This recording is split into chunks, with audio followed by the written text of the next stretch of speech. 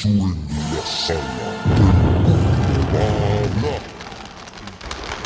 Yabba-dabba-doo! Alam niyo mga kaibigan, siguro nakakita niyo na ako sa GMA7 Wish Ko Lang. This was year 2008.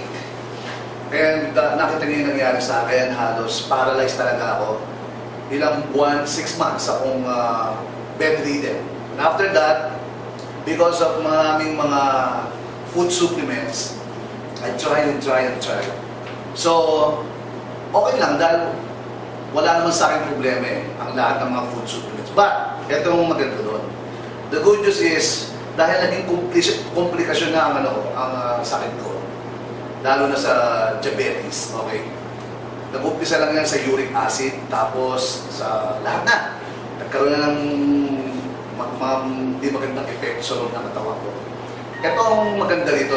Itong, I think mga 3 months o 4 months ago, yung yung pinakampa ko kasi, nagpalinis ako, okay?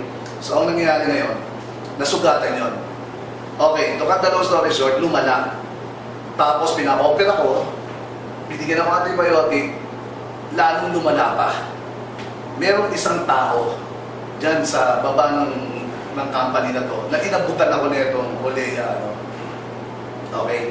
Nung inabutan niya ako nito, hindi ako naniniwala. So, wala namang mawawala. Sinubukan ko. Kasi kabado na ako dahil candidate na ako for yung, siyempre, di ba, acute na eh. Pinatakan ko nung gabi dahil matutulog naman ako. Kinabukasan, hindi pa rin ako maniwala, pero nawala yung mga tubig-tubig. Yun yung infection kasi, no? The following night, pinatakan ko ulit, sumara na ang dahan. Nung ika-3 nights, kinabukasan, pag-gising ko, okay, totally healed. Hindi ako pwede magsinungaling dahil pwede nyo akong demande. Ba't ko lolo-oy ng tao? Nangyayari sa buhay ko to. And from there, sabi ko, external pa lang to. Sugat yun, diabetic ako. Alam kong candidate na ako na pakutulan, lalala. Sabi ko doon sa tao, pangalan na si Willman. Sabi ko, hinamon ko kagad, sarcastic pa nga ako eh. Pwede bang pakilala mo ako sa nag-invento niyan?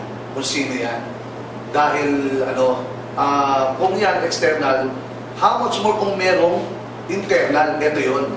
Yun ang kailangan ko dahil kung nakagaling yan sa labas, mas makakagaling yan sa loob ng katawan ko dahil doon sa asukal ko. So, to cut the long story short, na-meet ko sila, yung mag-asawa ko. And finally, hanggang ngayon, ginagamit ko to at very effective. Ang totoo niyan, sabi ng doktor ko, kailangan maggamot pa rin ako yung maintenance ko. But, naniniwala pa rin naman ako sa kanila. Kaso nga lang, mas naniwala ako dito sa produkto na to. Not for anything else. Okay, so itong lahat ng produkto na to, tinitake ko, pati yung Olea capsule, this one. Even my wife, meron siyang meron siyang sa kanyang tawag na yung mga boobs pa, bumukol-bukol. Ito kayong tinitake niya, so hiyang siya rito.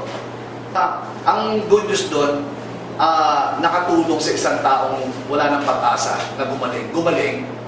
Okay, nakatulong sa kanyang spiritual, napalapit sa Diyos, nakatulong ngayon physically, financially, sa kanyang pangkabuhayan. And that's all. Ladies and gentlemen, the one and only Olea